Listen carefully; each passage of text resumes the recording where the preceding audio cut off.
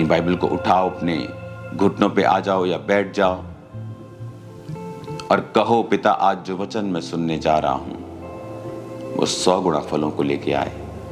अंधकार की शक्तियां इन वचनों को चुरा ना सके। प्रभु यीशु मसीह के पवित्र नाम में आमीन, आमीन, आमीन। एक हाथ को उठाकर फिर से कहो, आज जो कुछ मैं सुनूंगा मैं वायदा करता हूं मैं इसे मानूंगा और मैं इसका प्रचार करूंगा और मैं अपने परिवार में भी ये देखूंगा कि वो लोग भी इस वचन को फॉलो करें। इन जीसस नेम, आमीन। तारीफ करो जोर से, जोर से, जोर से, जोर से। स्वागत है खुदावंद की प्रेजेंस में। मैं आपसे बहुत हजारों किलोमीटर दूर हूं और 2-3 दिन में फिर मेरी फ्लाइट है। जल्दी मैं आपके बीच में हूँगा, लेकिन स्पिरिट में मैं आपको देख रहा हूँ। मैं आपके बिल्कुल पास हूँ। सब कुछ परमेश्वर का आत्मा आपके बीच में कर रहा है। आज जो मैसेज खुदावंद ने मुझे दिया है आप लोगों के लिए, अगर आप उसे समझ जाएंगे तो लाइफ स्ट्रगल नहीं रहेगी। Life is not a struggle, life is a blessing, life is a gift. जो परमेश्वर ने दिया है वो स्ट्रगल कैसे हो सकता है? लेकिन वचन ये कहता है, इमेजिन करो, आदम जब बनाया गया और जब वो पाप में गिरा तो फिर भी वो 900 साल से ऊपर जिया। 930 साल, 969 साल सबसे ज्यादा आदमी वो जिया। मतुशले, हनोक, अगर आप इस पीढ़ी को आप देखेंगे तो सबसे ज्यादा ये जिए। इमेजिन करो, पाप करने के बाद भी वो 1000 साल के करीब जीते थे। तो सोचो, अगर वो पाप नहीं करते, वो कितने हजारों साल परमेश्वर ने उनको चलने के लिए बनाया था। उनका हार्ट 900 साल काम करता रहा, उनकी किडनीज, उनके लीवर, उनका ब्लड सिस्टम, उनके हार्मोन्स, उनकी आंखें। इमेजिन करो कि 900 साल तक कोई डॉक्टर नहीं होते थे तब कि ऐनक लगवा दी आपको। 900 साल तक वो जिए, क्योंकि परमेश्वर ने जब इंसान को बनाया उसने परफेक्ट बनाया, एक्सीलेंट बनाया। आज आप 1000 करोड़ का, 700-800 करोड़ का प्राइवेट प्लेन ले लो, 30 साल में वो पुराना हो जाता है। 20 साल बाद उसे अमीर लोग चेंज करने पे आ जाते हैं। कुछ तो 10 साल में चेंज कर देते हैं, 15 साल में चेंज कर देते हैं। 30 साल बाद वो आउटडेटेड सा लगता है, चलता है, लेकिन इमेजिन करो, एक चीज 700 करोड़ की, 1000 करोड़ की, 1200 करोड़ की है और उसकी लाइफ 20-30 साल में वो रिटायर होने पे आता है। तो इमेजिन करो, परमेश्वर ने जो इंसान बनाया वो 1000 साल जीता था। सोचो उसकी क्या वैल्यू होगी। अब इंसान 100 साल जीता है, 120 साल परमेश्वर ने उसकी उम्र ठहराई है, लेकिन अब वो 120 साल से भी कम जी रहा है। जैसे जैसे पाप बढ़ता गया, उम्र कम होती गई। जैसे जैसे परमेश्वर के वचन के खिलाफ चीजें होती गईं, परमेश्वर अपनी ब्लेसिंग को कम करता गया। नूह के टाइम परमेश्वर ने कहा आदम यानी इंसान की उम्र 120 वर्ष की होगी। पता नहीं उसके बाद शायद परमेश्वर ने कुछ और डिसीजन ले लिया होगा, वो तो बाइबल में रिकॉर्ड हो गया। शायद अब और डिसीजन परमेश्वर का हो गया, अब 120 भी नहीं होगी। आप देखो अपने आसपास लोग 120 साल के अब नहीं जा रहे हैं। बहुत कम दुनिया में लोग हैं जो 100 क्रॉस कर रहे हैं। रीजन परमेश्वर नहीं है, रीजन इज सिन। हम परमेश्वर के वचन से दूर हैं। आज जो चीज मैं आपको दिखाना चाहता हूं उसे आप बड़े ध्यान से समझें। भजन संहिता 38 उसकी एक आयत में लिखा है, हे यहोवा क्रोध में आकर मुझे झिड़क न दे, ना जल जलाहट में आकर मेरी ताड़ न कर, क्योंकि तेरे तीर मुझ में लगे हैं और मैं तेरे हाथ के नीचे दबा हूं। तेरे क्रोध के कारण मेरे शरीर में कुछ भी आरोग्यता नहीं, मेरे पाप के कारण मेरी हड्डियों में कुछ भी चैन नहीं, क्योंकि मेरे अधर्म के कामों में मेरा सिर डूब गया और वो भारी बोझ के समान मेरे सहने से बाहर हो गए हैं। मेरी मूढ़ता के कारण कोड़ों से लगे मेरे घाव बसाते हैं और सड़ गए हैं। मैं बहुत दुखी हूँ और झुक गया हूँ, और दिन भर मैं शोक का पहरावा पहने हुए चलता फिरता हूँ, क्योंकि मेरे कमर में जलन है और मेरी शरीर में आरोग्यता नहीं। मैं निर्बल और चूर हो गया हूँ, मेरे मन की घबराहट से कराहता हूँ। हे प्रभु, मेरी सारी अभिलाषा तेरे सम्मुख है और मेरा कराहना तुझसे छिपा नहीं। मेरा हृदय धड़कता है, मेरा बल घटता जाता है, मेरी आंखों की ज्योति भी मुझसे जाती रही। मेरे मित्र मेरे संगी विपत्ति में अलग हो गए, मेरे कुटुंबी भी दूर जा खड़े हुए। ये कौन कह रहा है? ये दाऊद कह रहा है। दाऊद इसमें खुदा से कह रहा है कि तेरे तीर मुझ में लगे हैं, मैं तेरे हाथ के नीचे दबा हूं, मेरे शरीर में कुछ भी अच्छा नहीं, मेरी हड्डियों में चैन नहीं, मैं दुखी हूं, झुक गया हूं, कमर में जलन है, निर्बल हो गया हूं, घबराता रहता हूं, हृदय धड़कता है, हार्ट बीट बढ़ जाती है, बल कम हो गया है, आंखों की ज्योति कम हो गई है और लोग भी मेरे साथ नहीं। इसका रीजन दाऊद ने क्या दिया? इसका रीजन अगर आप देखेंगे 3 आयत में लिखा है, कहता मेरे पाप के कारण मेरी हड्डियों में कुछ भी चैन नहीं। दाऊद की जिंदगी में सब कुछ अच्छा था। जब वो अपनी छत पे टहल रहा था तो उसने एक औरत को नहाते हुए देखा और उसके बाद उसने उसको सुंदर थी वो, उसने उसको देखा और उसको बुलाया, उसके साथ व्यभिचार किया। जब वो प्रेग्नेंट हो गई, उसके पति को मरवा दिया ताकि दाऊद की बेइज्जती ना हो, और परमेश्वर ने अपने नबी को भेजा और कहा कि तूने पाप किया, अब तेरे घर से तलवार कभी भी दूर नहीं होगी। उसको माफी तो मिल गई, लेकिन पाप की सजा जो थी वो खत्म नहीं होती है। माफी अलग चीज है, सजा अलग चीज है। उसको माफी मिली, लेकिन जो सजा थी वो मरते दम तक दाऊद से अलग नहीं हुई। उसके घरों में तलवार चलती रही, उसके अपने बेटे उन्हीं तलवारों से मरते रहे। दाऊद को वो राज्य छोड़कर भागना पड़ा नंगे पांव, जैसा पहले भागता था वो पहाड़ों पर राजा बनने के बाद भी वो उसी कंडीशन पे आ गया। पर दाऊद ने कहा मेरे पाप के कारण, मेरे अधर्म के कामों के कारण मेरा सिर डूब गया, मेरी मूढ़ता के कारण। मूढ़ता, पाप कौन करता है? जो मूढ़ है। दाऊद उस समय पाप में गिरा जबकि राजा लोग युद्ध करने के लिए जाते थे। रिलैक्स हो गया लाइफ में, युद्ध करने का समय था वो। आप कई बारी प्रार्थना छोड़ देते हैं, आपकी लाइफ में सुख आ गए, गाड़ियां आ गई, घर आ गए, उसके बाद आप प्रेयर कम कर देते हैं, छोड़ देते हैं। सुख आ गया, शादियां आ गई, घरों में बड़े बड़े फंक्शन आ गए, आपने प्रार्थना करनी छोड़ दी। और उसी समय जब आप प्रेयर करना छोड़ देते हैं, शैतान उस समय का फायदा उठाता है, क्योंकि आपकी स्पिरिचुअल लाइफ में जो परिपक्वता है या आपकी स्पिरिचुअल लाइफ में जो, जैसे दाऊद की जिंदगी में वो फाइट के लिए नहीं गया, एक रिलैक्सेशन मोड में चला गया। जो प्रेयर है वो आपको सेव करती है, आपके आसपास एक बाड़ा सा, एक गुंबद सा, एक गोला सा बना के रखती है, प्रोटेक्शन का, एक एक कंट्रोल का। आप कंट्रोल कर सकते हैं अपनी लाइफ में, एक प्रोटेक्शन का, कि शैतान आपकी जिंदगी में काम नहीं करता। लेकिन जब आप प्रार्थना को छोड़ते हैं और प्रभु की प्रेजेंस में जाना छोड़ देते हैं, तब शैतान आपको आपके इमोशंस से चलाना स्टार्ट करता है।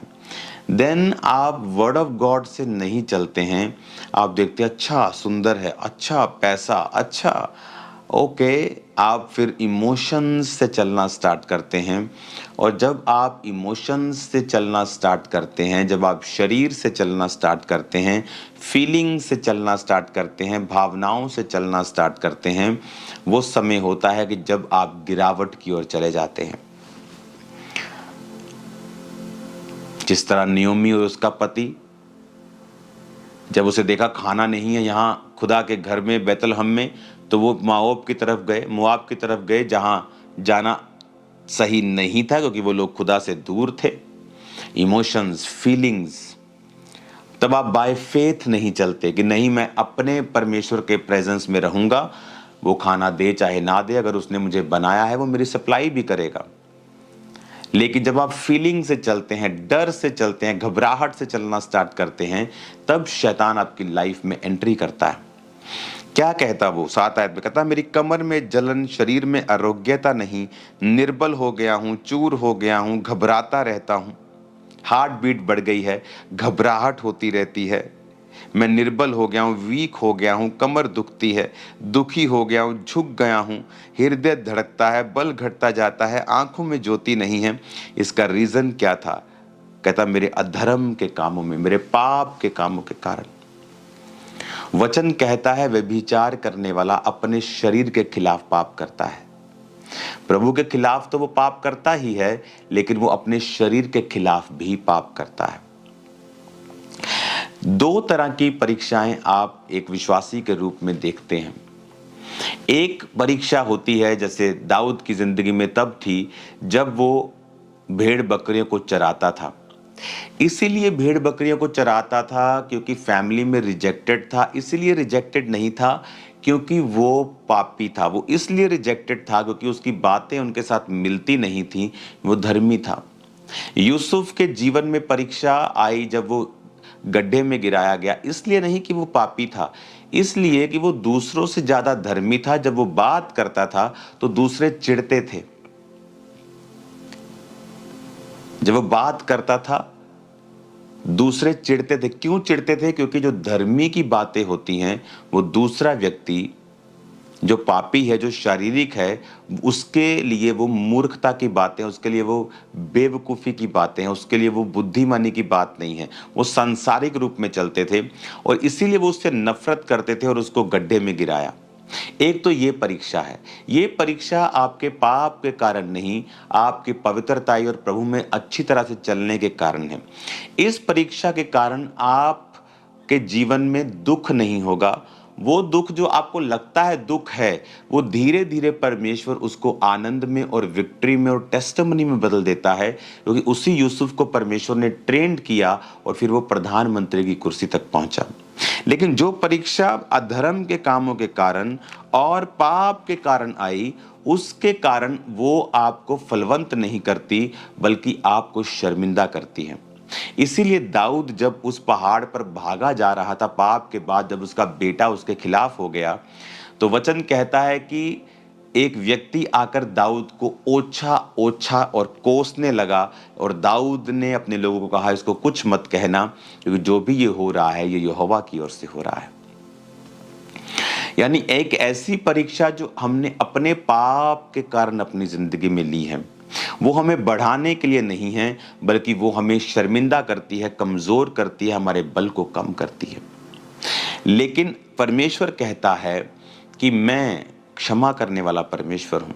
और जब आप परमेश्वर की ओर फिर से जाते हैं और अपनी लाइफ में अपनी कमियों को रिकॉग्नाइज करते हैं कि ये मेरी जिंदगी में कमी है, और आप उसको छोड़ते हैं और आप परमेश्वर की ओर जाते हैं और परमेश्वर की प्रेजेंस में जाकर आप माफ़ी मांगते हैं और फिर से अपनी ज़िंदगी को आप लाइन पर लेके आते हैं और पाप से निकलते हैं, तो परमेश्वर फिर से आपको आनंद देता है। हालेलुया। अब 16 आयत में लिखा, कहता है क्योंकि मैंने कहा ऐसा ना हो कि वो मुझ पर आनंद करें, जब मेरा पाँव फिसल जाता है वो मुझ पर अपनी बड़ाई मारते हैं। अब मैं गिरने पे हूँ, मेरा शौक निरंतर मेरे सामने है, इसलिए कि मैं तो अपने अधर्म को प्रकट करूंगा और अपने पाप के कारण खेदित रहूंगा। अब वो कह रहा है कि मैं अपने पाप के कारण खेदित हूं, यानी वो पश्चाताप कर रहा है। कहता अधर्म को प्रकट करूंगा, प्रभु को बताऊंगा कि मुझसे अधर्म हुआ है और मैं उसकी माफी को मांगूंगा। जैसे ही आप माफ़ी को मांगते हैं, आप प्रभु के साथ अपने कनेक्शन को राइट करते हैं। आप नशे को, व्यभिचार को, चोरियों को, परमेश्वर के नाम में आप मूर्ति पूजा को, बहुत सारी चीज़ें जो बाइबल के खिलाफ है, आप उनको जब छोड़ते हैं, तो वचन ये कहता है कि परमेश्वर आप पर कृपा करते हैं। वो कहता है कि वो तेरी लाइफ को फिर रिस्टोर करता है। जो छिन गया है, जो चला गया है, परमेश्वर उसको वापस करता है। आमीन। अब 39 भजन संहिता 1 आयत में लिखा है, मैंने कहा मैं अपनी चाल चलन में चौकसी करूंगा ताकि मेरी जीभ से पाप ना हो। जब तक दुष्ट मेरे सामने है तब तक मैं लगाम लगाए अपना मुंह बंद किए रहूंगा। हालेलुया। अब अगर आप इस पूरे 39 अध्याय को आप पढ़ेंगे तो आपको ये मालूम होगा कि वो तौबा कर रहा है, साथ साथ उसके दिल में एक पछतावा भी है। वो पेन अनबेरेबल है, लेकिन परमेश्वर उसको छुड़ाता भी है। और वो क्या कहता है कि भजन संहिता 38 उसकी 19 आयत में कहता है, मेरे शत्रु फुर्तीले और सामर्थ्य, मेरे बैरी बहुत से हैं। अब यहां पर वो एक चीज को बयान कर रहा है जो 16 आयत में लिखा है, क्योंकि मैंने कहा ऐसा ना हो कि वो मुझ पर आनंद करें। यानी जब आप पाप करते हैं तो आप अपने शत्रु को आनंद करने का मौका देते हैं। जब आप पाप करते हैं तो आपका शत्रु ये सोचता है कि उसने आप पर अटैक किया और वो कामयाब हो गया। पर वचन कहता है कि शत्रु कभी भी क्रिश्चियन व्यक्ति पर कामयाब नहीं होता। वो आएगा और शर्मिंदा होकर जाएगा। आपने देखा है ये होते हुए, एक बार नहीं खामरा चर्च, थाउजेंड्स टाइम, सैकड़ों सैकड़ों सैकड़ों के सैकड़ों बार आपने देखा है चर्च में पूरा होते हुए। शत्रु उठा, आया, शर्मिंदा हुआ, 7 दिशाओं से भागा, फिर खड़ा हुआ, फिर शर्मिंदा हुआ। क्यों? क्योंकि कोई भी अटैक आप पर नहीं चलता जब तक आप अपने अधर्म और अपने पाप के कारण शत्रु को मौका ना दें। अब दाऊद ये कह रहा है कि मेरा शत्रु मुझ पर आनंद कर रहा है, प्रभु उसको रोक, मैं अपने पाप को मानता हूं। लेकिन उसे ये प्रार्थना करने की भी जरूरत नहीं पड़ती अगर वो इस पाप में ना फंसता तो, क्योंकि वचन कहता है कि तुम्हारे कारण अन्य जातियों में मेरे नाम की निंदा की जाती है। कि जब तुम पाप करते हो और तुम्हारे जीवन में शैतान अटैक करता है, फिर लोग परमेश्वर के को जज करने लगते हैं। वो ये नहीं देखते कि इस व्यक्ति ने पाप किया है, वो परमेश्वर को जज करने लगते हैं, वो पूरी कौम को जज करने लगते हैं। हालेलुया। आज मैं चाहता हूं कि आप एक 1.5 मिनट की वीडियो को देखो, जहाँ एक जगह पर मैं था और सामने बहुत सारे पहाड़ थे। तो मैंने परमेश्वर की आत्मा से अंदर कहा कि परमेश्वर, मैं इन पहाड़ों की ओर देख रहा हूँ, मुझे कोई मैसेज दे तू। मैं इन पहाड़ों की ओर देख रहा हूँ, मुझे तू क्या कहना चाहता है। सडनली परमेश्वर की आत्मा ने मुझसे बात की, आप उतने ही ग्लोरियस और मैजेस्टिक हैं, और जितने ही आप स्पिरिचुअली कम लेवल पे हैं, पूरी जो महिमा, जो एक ऑरा जो उस पहाड़ का है वो दूसरे पहाड़ों का नहीं है। उसी तरह से जब आप स्पिरिचुअली अपने आप को ग्रो कर जाते हैं, आप स्पिरिचुअली अपने आप को हायर लेवल पर ले जाते हैं,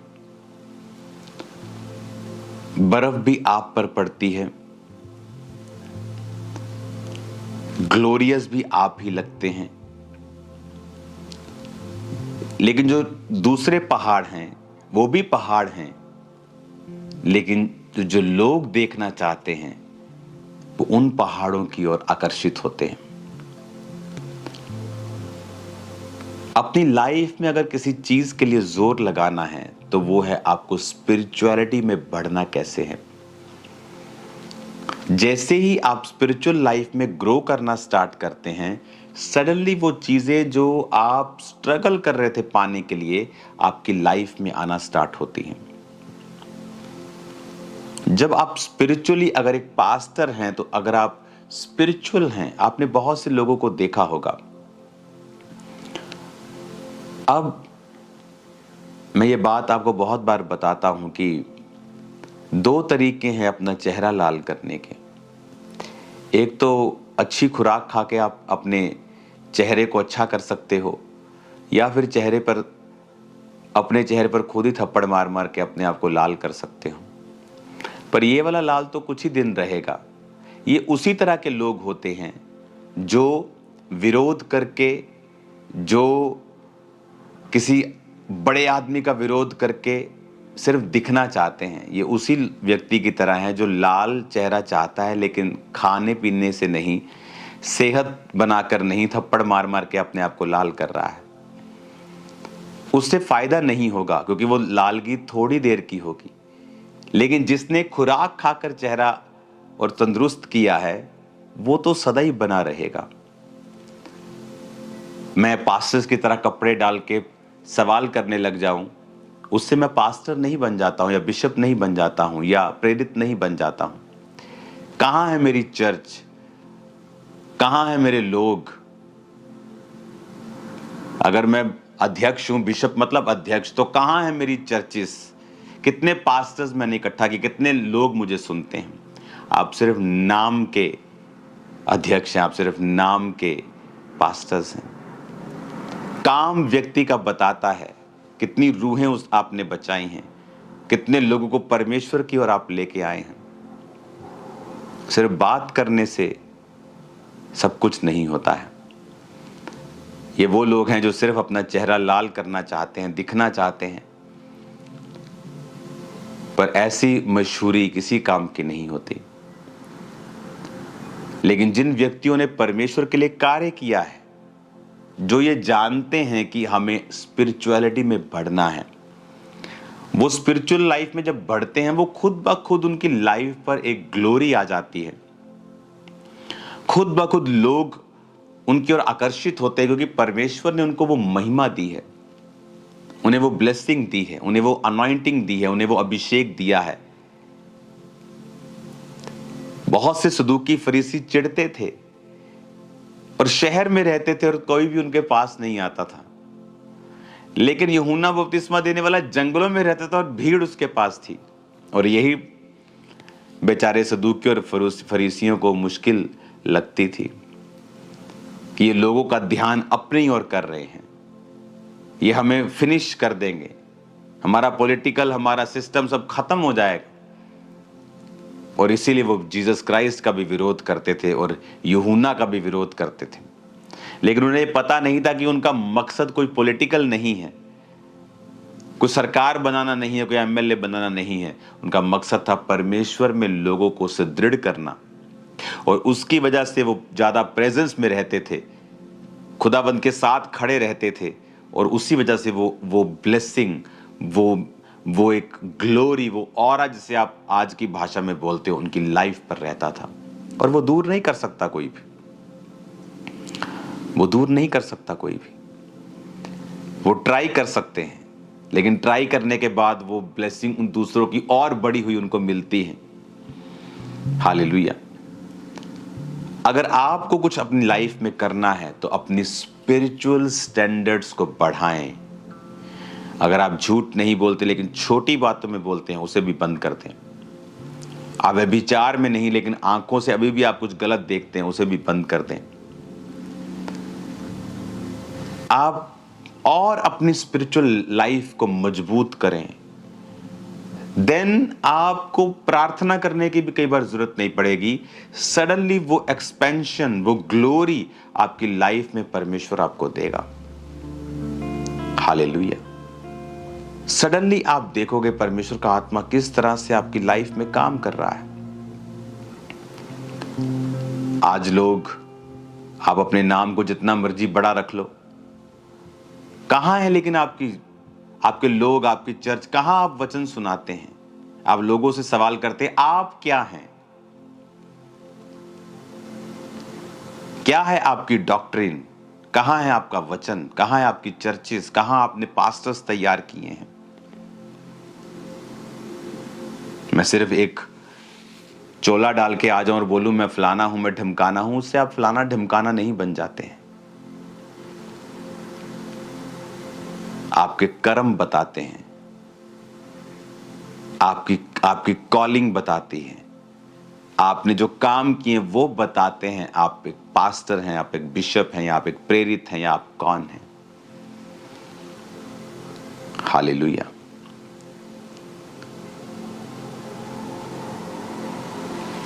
कलीसिया को एक ही बात पर ध्यान देना है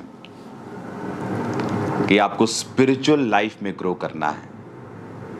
जैसे आप स्पिरिचुअल लाइफ में ग्रो करेंगे, सडनली थिंग्स चेंज होंगी। आम पहाड़ का माहौल और एक ऊंचे पहाड़ का माहौल अगर आप जाकर देखेंगे, दोनों में आपको बहुत फर्क दिखेगा। और वही एक व्यक्ति की स्पिरिचुअल लाइफ है। वो किस लेवल पर है, वो सारा माहौल ही चेंज हो जाएगा जब आप हायर लेवल के ऊपर जाएंगे। गैर भाषा बोलें, फालतू की निंदाओं से, चुगलियों से दूर रहें, अपने काम से मतलब रखें, रूहों को बचाएं, पाप से दूर रहें। सडनली आप देखोगे एक बड़े काम को अपनी लाइफ में होते हुए। अपने हाथों को उठाओ, मेरे साथ एक मन हो जाओ। राइट नाउ मैं प्रार्थना करता हूं, अपने हाथों को उठाओ, सब जन खड़े हो जाओ। कि प्रभु यीशु मसीह के पवित्र और सामर्थी नाम में सब अंधकार की शक्तियां, सब दुष्ट आत्माएं, सब रोग की आत्माएं तुम्हारी जिंदगियों को छोड़ के जाती रहें। मैं कमांड करता हूं यीशु मसीह के सामर्थी नाम में, हीलिंग आपकी बॉडी का हिस्सा हो। मैं कमांड करता हूं इन जीसस नेम, हर तरह की बीमारी आपको छोड़ के जाती रहे।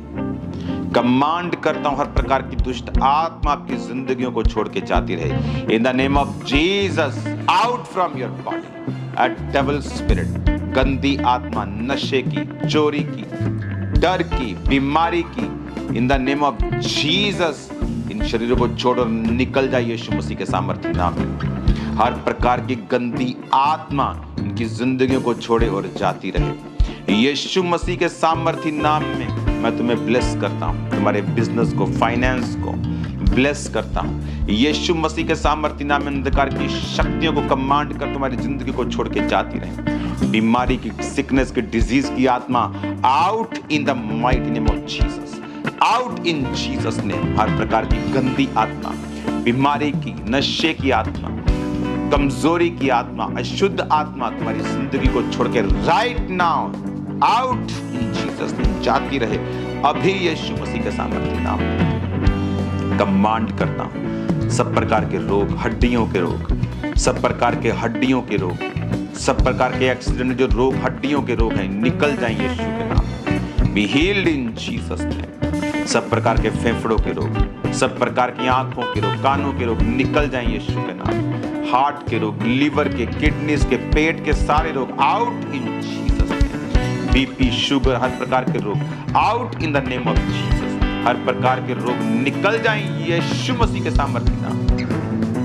मैं तुम्हें ब्लेस्ड घोषित करता हूं, आजाद घोषित करता हूं इन जीसस नेम। जिनके बेबीज नहीं, ब्लेस हो जाओ, तुम्हारे गर्भ ब्लेस हो। Be fruitful and be multiply in Jesus name. Be fruitful and be multiply in Jesus name. जिनके बेबीज नहीं है, आप फास्टिंग करें। परमेश्वर का आत्मा मुझसे कह रहा कि आप फास्टिंग करें और प्रार्थना करें परमेश्वर के सामने, तो वो आपको बेबीज देगा। आप मेहनत करें, फास्टिंग करें, प्रार्थना करें उसके सामने। छोड़ दे संसारिक इन चीजों को, उन टीवी को, वो चुगलियों को, वो पास किसी के बैठकर बातें करने, घंटों घंटों बिताने से अच्छा है आप खुदा के साथ समय को बिताएं और देखिए फिर परमेश्वर क्या करता है आप लोगों के लिए। फास्टिंग प्रेयर करें। खुदावंद का आत्मा यूथ को छू रहा है राइट नाउ। पवित्रताई का मसा आप पे आए। सारी व्यभिचार की गंदी spirit out in the mighty name of Jesus Christ. तुम्हारी बॉडीज को छोड़ के जाती रहे। हर प्रकार की गंदी आत्मा, शरीर पे अटैक करने वाली हर प्रकार की आत्मा, कमजोरी का आत्मा, बीमारी का आत्मा, अपनी बॉडी पे हाथ रखो right now, out in the mighty name of Jesus. जब मैं खुदावंद अपने शरीर को छू रहा हूं, मैं उनके शरीर को भी छू रहा हूं, out in the name of Jesus. सब प्रकार की गंदी आत्मा जो हमारे शरीर पे अटैक करती है, out in Jesus name, out in the name of Jesus. सब बीमारी की गंदी आत्मा, सब रोगों की आत्मा, out in the mighty name of Jesus. रोगों की आत्मा, कमजोरी का आत्मा, मौत का आत्मा, out in the mighty name of Jesus.